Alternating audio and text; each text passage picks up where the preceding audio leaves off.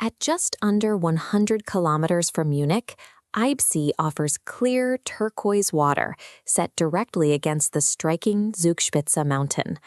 But that close proximity creates a capacity issue. Traveling there and back requires a 3 to 6 hour chunk of your vacation time, depending on how you navigate the route. Showing up midday expecting a silent alpine retreat, you will instead find shoulder-to-shoulder foot traffic and maxed-out parking lots. Enjoying the lake the way it appears in marketing materials requires solving a specific optimization problem. A successful trip demands that you make deliberate choices about your mode of transport, your budget, and how early you are willing to wake up. You have to make two primary decisions before you leave Munich: your physical method of transit and your exact hour of arrival.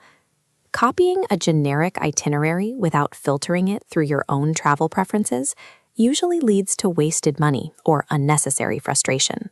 Your transportation choice sets your baseline effort, but the time you pull up to the lake dictates the entire quality of the experience.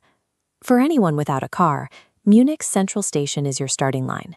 This comparison matrix breaks down the three physical routes to the water: renting a car, taking the standard regional train and bus, or booking the premium Zugspitzbahn. Driving takes roughly 90 minutes to 2 hours. You get complete timeline control, but you absorb the stress of parking competition and variable lot fees that can hit €20. Taking the train to Garmisch-Partenkirchen and catching the local bus removes the parking variable. The trade-off is a longer commute, nearly 3 hours each way, and strict adherence to local transit schedules. Then there is the Zugspitzbahn, a historic cogwheel train that climbs directly to the lake area.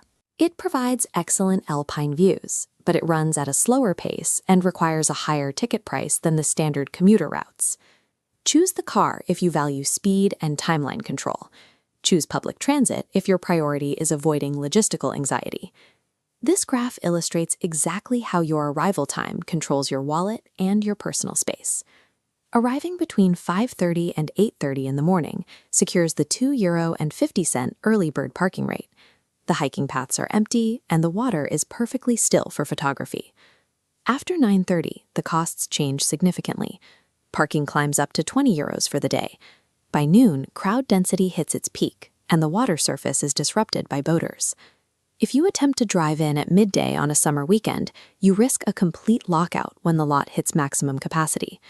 Transit riders bypass the parking lot barrier entirely, but they still have to navigate the congestion on the actual hiking paths. A midday arrival ensures maximum logistical friction, the highest financial cost, and the least amount of peace. There's a valid alternative if you refuse to wake up in the dark. Leaving Munich around 2 p.m. puts you there by late afternoon. This times your arrival perfectly with the mass departure of the midday crowds. Parking spots open up and the trails empty out just as the lighting improves for sunset. The sacrifice here is temperature. You miss the warmest hours of the day, ruling out swimming or paddleboarding. The late start protects your sleep schedule and delivers a quiet atmosphere in exchange for giving up water activities. This scorecard matches your specific personality to an exact travel blueprint. For the optimizer and the dedicated photographer, your path is renting a car and leaving Munich no later than 5:30 a.m. The discomfort of the early alarm secures the lowest parking rate, 0 wait times, and isolated landscape views. For the leisure vacationer who wants to sleep in, your route is taking the car but holding your departure until 2 p.m. Do not attempt a 10 a.m. arrival.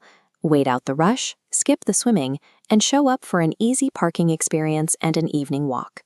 If you are driving, target the extreme edges of the clock. Midday is a trap.